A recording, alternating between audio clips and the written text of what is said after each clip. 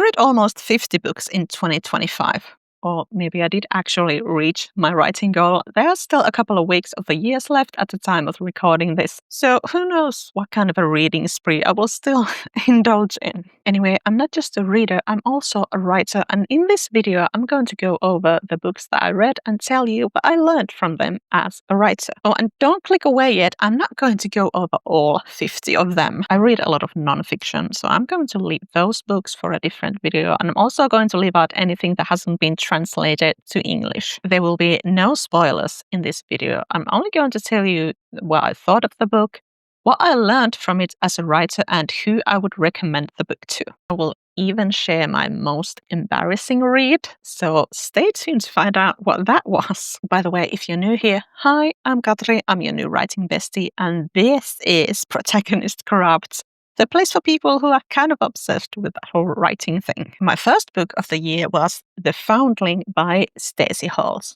And Stacy Halls is actually my favorite historical fiction author. And I really like how she gets inspiration for her novels. So it could be like an institution, like the Foundling Hospital in this book, or it could be just a newspaper article like for, I think it was Mrs. England. And what I learned from this book, and is what I also really enjoy about Stacy Hall's books, is that it really shows you what kind of details make the setting feel real, especially when you're reading historical fiction. So who would I recommend this to? Well, anyone really who wants to write historical fiction. And it just gives you some kind of an overall idea of what kind of things you need to research in order to make your readers feel like they really are in your historical setting. My second book of the year was Horse Dancer by Jojo Moyes. Moyes? I don't know how to pronounce that. Oh well. And I got this book for 50 cents, and it was just about worth the 50 cents. Was it an entertaining read? Sure. But what it actually taught me is that yes, when someone is reading fiction, they do have to suspend disbelief somehow. It's like, yes, this wouldn't happen, or it hasn't happened, but what if it did happen? What if it could happen? What if it maybe will happen? So there's this like agreement between the reader and the book. But when I was reading this book, I just kept thinking like, I don't think that would happen. Because in this book, I can't remember much about it anymore. But the main character sort of becomes this foster mother for this teenager that she just like runs into randomly. And I just kept thinking like, would it actually work like that in modern day England? Something is wrong here. So yeah, you need to make your story work. If you don't know how, I actually have a video on how to write without falling into a plot hole, so maybe check that out. So who would I recommend this to? I don't know, maybe to someone who wants to write about something that might be unlikely to happen, and then you want to see how not to do it. But also, I don't know. Oh yeah, also, I didn't like the ending. I'm not going to tell you why, because I don't want to have any kind of spoilers here, but just think of a very common ending to a romance novel or a women's fiction book. Very overused. So if you want to write that kind of a novel, maybe read this and then see maybe what kind of ending not to use, because it's just so boring. Yeah. But yeah, that's just my opinion. Maybe everyone else loves it. But yeah, by the way, those two books were the only books I think that I actually have on me. So from now on, you're going to have to settle for pictures. The next book I read was The Summer Skies by Jenny Colgan. And I'm not going to apologize for reading two kind of fluffy books in a row. I do what I want. I don't know what I was going through in the beginning of the year, but it's usually something. So I earned this. All right. And Colgan is my favorite also for this palette cleanser. Usually our books are like, they're nice, but then sometimes they're like, no. And I can't actually remember much about how I liked this novel. The writer herself says that this isn't about being a pilot, but the main character is a pilot. And the writer had Jenny Colgan had this disclaimer in the beginning that I was doing research for this, and the person who helped me do research multiple times said that isn't how it works, but I decided to write it this way anyway. So here you go, here's the book. And I thought that was so funny, and that was also interesting. So I think that taught me something about like doing research and about if you want to write characters who do something that you're not familiar with, you do have to decide your level of accuracy and what kind of level of accuracy your readers will be expecting from you. So who would I recommend this book to? Well, I don't know. I guess if you want to write contemporary romance novels, then this could be something that you can read and to be like, oh yeah, this is also how books are written. I would say that most of the books have like varied settings, but I think most of the most recent books take place in Scotland. So, and I can't remember if it happened in this particular book, but she has a very bad habit of head hopping. So she's writing from one point of view. And then at one point in the novel, when she doesn't know how to convey some other person's thoughts, that she will suddenly jump into that person's head and then back to the first one again. You know, sometimes some of her books are like lessons on what not to do. I love her, but you know, and after this book, I read a couple of novels in Finnish. One of them was like this big, serious, critically acclaimed novel. And I think like 5 nonfiction books. And I'm saying this just to prepare yourself for my next read. And I don't know, yeah, I'm not ashamed of anything I read. I try to have a varied diet of books as a writer, but I'm just saying, do you ever grab a book because you're like, well, how bad can it possibly be? And that's how I ended up reading Credence by Penelope Douglas. And if you don't know what this book is about, I don't really want to tell you. Maybe Google it, but not with like people reading over your shoulder, and maybe you have like your incognito tab on. And I'm not going to go into the subject matter of this book. I read it fully aware of what I was getting myself into. I did it for research. I wanted to see what people like about these types of novels. And I wanted to give this novel a chance because I just kind of assumed that these dark romance novels, that not only do they have very weird subject matters, but also they are poorly written. And I wanted to challenge that. I wanted to see, is this particular book poorly written? I'm not going to say every book is like this book. And I actually asked a person who reads a lot of dark romance what she thought about this book. And she was like, oh, well, this was a taboo dark romance novel. So it's like, this is a very different thing. But yeah, anyway, I digress. So again, I got into this willingly. So I'm not even going to talk about the plot. But for a book that is very heavily reliant on physical stuff, the writing in this physical stuff was very poor. So first of all, even in scenes like that were just, normal scenes, not nude scenes, the writer had this very strange habit of, I don't know how to describe this, but like writing action in a very incoherent way. So that it seemed that people were doing things at the same time that they had to know business doing at the same time. For example, I think one time the character was like, I don't have exact quotes for you. I deleted the book from my Kindle as soon as I'd read it. But something like, pushing the door open, I jumped to the bed. And it's like, how are you pushing the door open while you jumped to the bed at the same time? Or something like, throwing my socks off and pulling off my jumper. Like, were you doing that? Well, I mean, you could do both things, those things at the same time, but it would just be kind of weird. And this kind of thing was happening all the time. I was like, this is so confusing.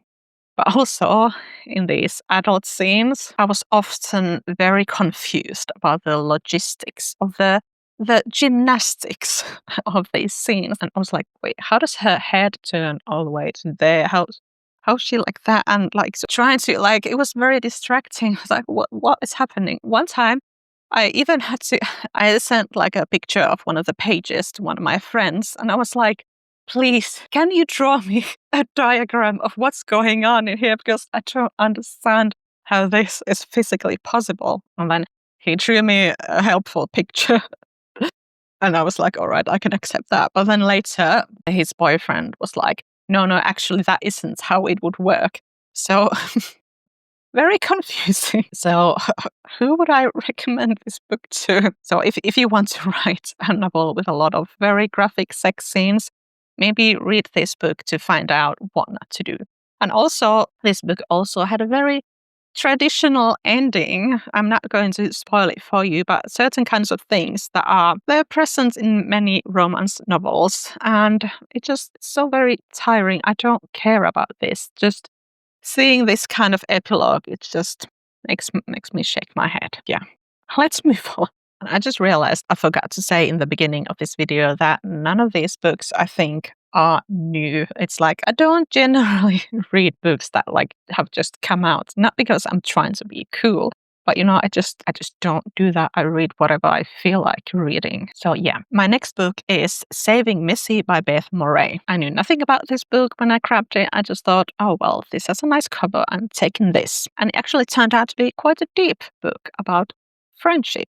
Female friendship in particular. So I think it was a good example of modern so-called women's fiction. And what did I learn from it? Well, again, without giving you spoilers, I get a nice lesson on how to withdraw information from your readers. And who would I recommend this to? Well, to anyone who wants to write modern fiction. And to anyone who wants to write a story where the characters know something that the reader doesn't find out until later. So your characters keeping a secret from your readers, that can be difficult, and this book was a great example of how to do that right. And my next read was The Zigzag Girl by Elly Griffiths. And I actually talk about this book in my video about how to write a plot twist.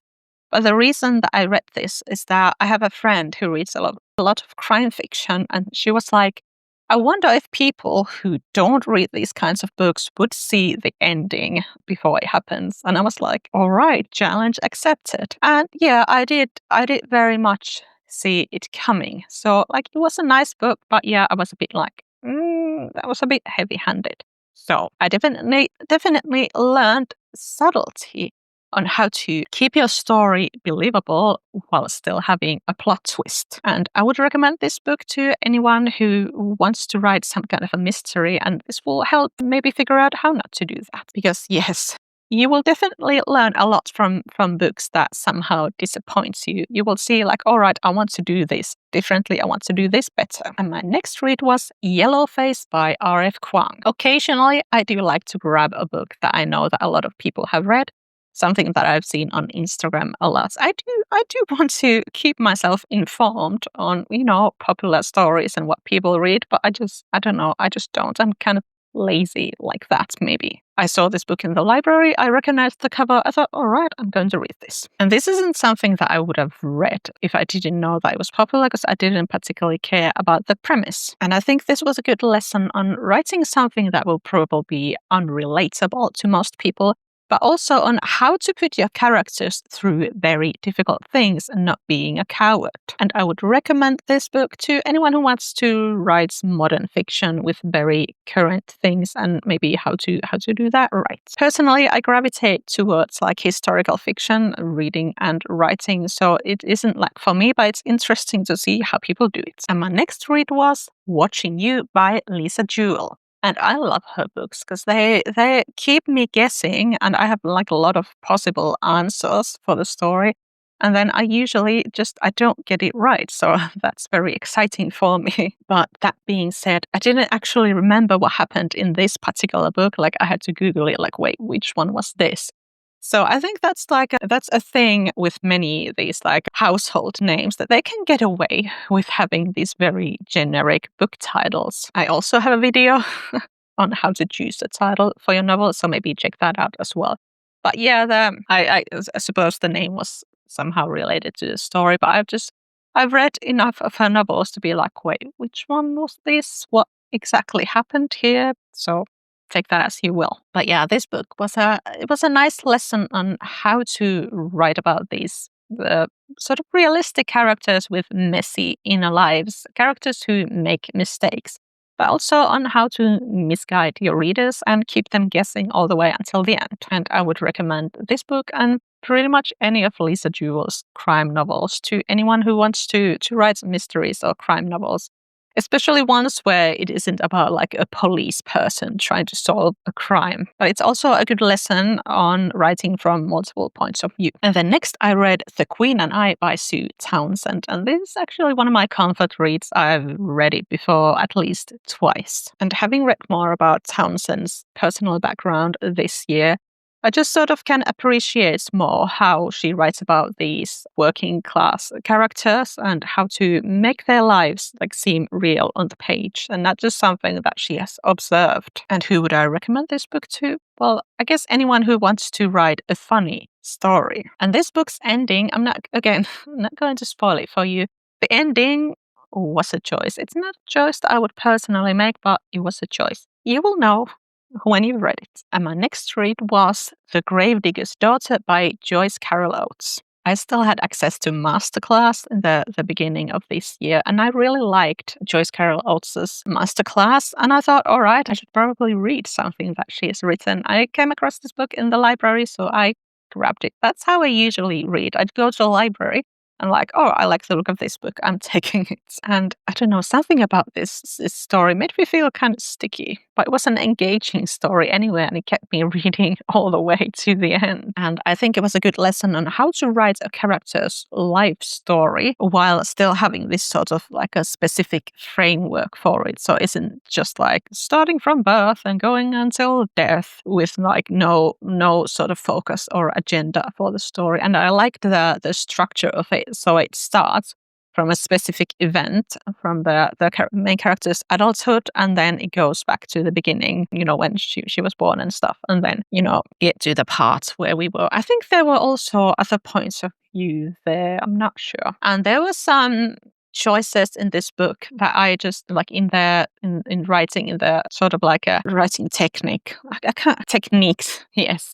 I wouldn't recommend for beginner writers, but she's definitely not a beginner writer, so she can execute these techniques well and get away with it. You might not, but I think it was a good lesson on very good writing, and again, how to write this character's life story and not just about a little slice of life. I liked how the ending was executed through these letters from a different person than the point of view character. So that was an interesting choice, and really it was I liked it. And my next read, I really needed to read something more lightweight because this previous book was very heavy.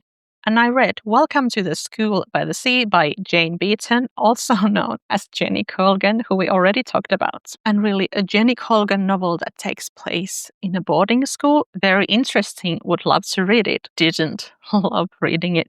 The characters, they were very bad and stereotypical, and like this kind of posing as a romance novel, but there were some elements like emotional cheating that don't belong in a proper romance novel. So yeah, and there were quite a few tropes that I hate. Like the female character, they have a useless boyfriend, but she agrees to get engaged with this useless man, even though her heart is with someone else. Like, ugh. And then the male main character, or like the love interest, he's falling for heroin, but oh no, he's actually also engaged to someone else, and they're not even compatible. But it's disgusting. I don't want to read this. So yeah, I'm sorry if you liked this novel, but I didn't. And I love reading Goodreads reviews on books that I didn't like. And a lot of people agreed with me that this just wasn't very good. The characters were very stereotypical and just no. So who would I recommend this to? Romance writers who want to do things right. So don't do most of these things in this book. And my next read was Earthlings by Sayaka Murata. I basically read this book in one sitting, and I'm glad to never read it again. It was a masterclass on how to write something weird and unsettling, and it's just no. I mean, yes, but also no. I can't even remember how I reviewed this book, like how many stars I gave it. I had a lot of mixed feelings. I'm not going to say it was a bad book, but the feelings that if you read this, you know what I'm talking about. If you haven't, be prepared. Be very prepared. It was bravely weird. The writer definitely wasn't a coward when writing this book. So if you also want to write something weird and unsettling, this book is a good example. This good is a book example. A good example on how to do that right. Read it. Oh, don't read it. But if you read it and you get nightmares, don't blame me. I am a very sensitive person. This is why I can't read fiction right before going to bed. I need to quit fiction by 6 p.m. or else I will think about it all night and it will come to my dreams. And my final fictional reads of the year, or at least by the time of recording this, were A Deadly Education and The Last Graduate by Naomi Novik. And these are the first 2 books in the Scholomance series. It's a trilogy. So maybe I will read the third book next year, or maybe I need an entire year to recover. These were really good books. I love Naomi Novik, but I don't like reading series. I've loved her 2 standalone novels, Spinning Silver and Uprooted. But I just thought, well, I'll give this a chance. Since it isn't about dragons or Napoleon, I can handle A Deadly Magic School. And I loved the world in these books. The Scholomance is this school that magical people end up in if they're lucky. Most of them will probably die, but they're more likely to die outside the school. And this was a very intricate magical world full of very, very scary stuff. And when I was reading A Deadly Education, I had to sort of ration it because I didn't want to read too much of it at one go, because I kept going like, oh, I love this writing, this is so good. But as often happens for me with like a series of books or with trilogies, that the second one was a bit more of a struggle to get into. Like, I don't often read series of books, but I had the same problem with like, what's it called again? I can't remember the name of the series, but the first book is called The Cruel Prince. So I loved that book. I don't generally read YA books or fantasy, but I really liked that one because there was a quote that I liked from that book, and I thought, all right, I'm going to read this book. I liked it, and then I tried reading the next book, and I was like, I'm not getting into this. I don't have the time for this. It wasn't engaging enough for me. So I don't know if that's a me problem or if that's a second book in a trilogy problem. Yeah. Anyway, what did I learn from this? Well, very good world building, but also how to finish a book in a series in a way that's going to make your reader really want to read the next one. The ending in the first book, it was like, all right, yeah, very interesting. God, I can't believe they would just end it like that. And I like how the second book just continued from it wasn't like 6 months later or something. It was from the same day, and I really liked that. And then the ending of the second book, I was so angry at the book, literally shaking the book because I was so upset. Children were like, what is wrong with you? Are you okay, mommy? What's happening? I'm so mad at this book. I love reading. So yeah, if you want to write magic in a very fresh way, do read this series. If you're writing a trilogy or like a series, this is a very good lesson on how to do that. Well, I haven't read the third book yet. As I said, I do need to recover emotionally from this experience. But yeah, just read it. I don't know what I was saying. I'm so tired. One of my lights stopped working again. So going through this list has definitely shown me that I need to prioritize reading fiction differently next year. But in my defense, I want to say that writing a book in the evenings kind of cuts into my reading a book in the evenings time. So yeah, there's that as well. I also didn't include any novels that I started reading but never got around to finishing. Anyway, if you'd like to learn more about writing and books in 2026, do subscribe to this particular channel, and I will see you in the next video.